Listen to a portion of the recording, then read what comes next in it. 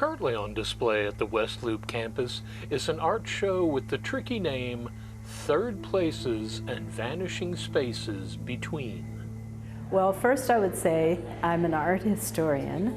This is actually my first solo exhibition.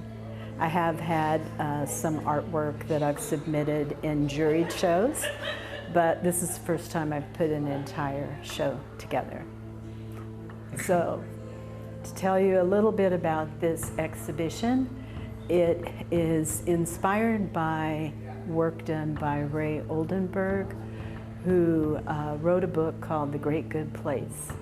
And given where we are right now as a country, the divisiveness, it resonated with me, because what he is talking about are the disappearing places where people can connect, where they build bonds, they build community, they get to know each other.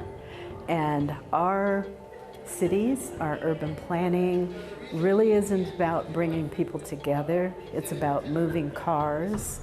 And we find that we now have communities that people don't work in, their children don't go to school in. So those bonds in the community are starting to erode. The other thing that inspired it was, this happened during COVID, but it seemed to intensify even after COVID, is a sense in America of people feeling isolated, feeling loneliness. In fact, the Surgeon General said it was at an epidemic level that people feel lonely. So that is the isolation that I'm representing in both the photography and the painting. So we're pushed inward rather than outward, and as humans we really need those bonds, but we tend to engage in self-help and, well, my yoga person here, which is a very, inwardly focused activity, right? So those are the kind of things that even further keep us from connecting. It's inspired by the Nighthawks. It's one of my favorite paintings, and just the kind of quiet solitude it had.